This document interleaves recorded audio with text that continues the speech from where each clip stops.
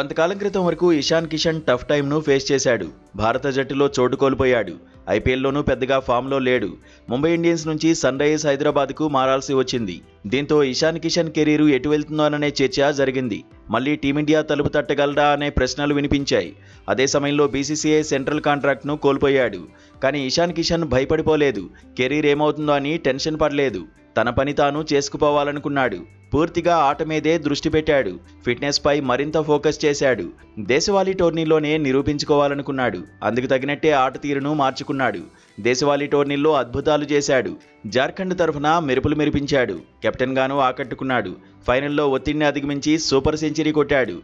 టోర్నీలో టాప్ స్కోరర్గా నిలిచాడు. జార్ఖండ్కు తొలిసారి సయ్యద్ ముస్తాక్ అలీ ట్రోఫీని అందించాడు. ఆ తర్వాత విజయ్ హజారే ట్రోఫీలోనూ దూకుడు చూపించాడు. మెరుపిన్నింగ్స్తో కట్టిపడేశాడు. అప్పటి వరకు భారత జట్టు టీ20 ప్రణాళికల్లోనే లేని ఇషాన్ ఒక్కసారిగా హైలైట్ అయ్యాడు. టీమిండియాలోకి మళ్లీ తీసుకోవాలనే డిమాండ్స్ పెరిగేలా చేశాడు. సెలెక్టర్లు కూడా ఇషాన్ కిషన్కు ప్రయారిటీ ఇచ్చారు.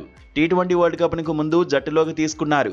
ముందుగా న్యూజిలాండ్తో సిరీస్లో ఇషాన్కు అవకాశం దొరికింది. కివీస్పై ఇరగదీయడంతో టీ20 వరల్డ్ కప్లోనూ తుది జట్టులో ఛాన్స్ దక్కించుకున్నాడు. వచ్చిన అవకాశాలను వినియోగించుకున్నాడు. ఇప్పుడు ఐపీఎల్లోనూ భారీ అంచనాల మధ్య బరిలో దిగబోతున్నాడు.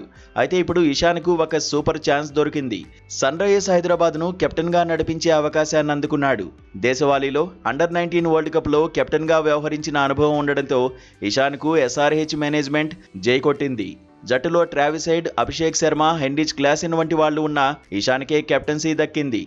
కెప్టెన్గా అవకాశాలను వినియోగించుకుంటే మున్ముందు భారత టీ20 జట్టు కెప్టెన్సీ రేసులో కూడా వస్తాడనే చర్చ జరుగుతోంది. దీంతో ఐపీఎల్లో ఇషాన్ కిషన్ మీదే అందరి ఫోకస్ పడబోతోంది. నిజానికి ఎస్ఆర్హెచ్ రెగ్యులర్ కెప్టెన్ కమిన్సే. అయితే కమిన్స్ కొంతకాలంగా ఫిట్నెస్ సమస్యలను ఎదుర్కొంటున్నాడు. వెన్నునొప్పితో బాధపడుతున్నాడు.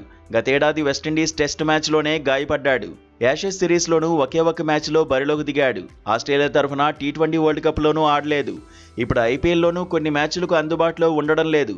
అందుకే కెప్టెన్గా ఇషాన్కు, వైస్ కెప్టెన్గా అభిషేక్ శర్మకు ఎస్ఆర్హెచ్ అవకాశం ఇచ్చింది.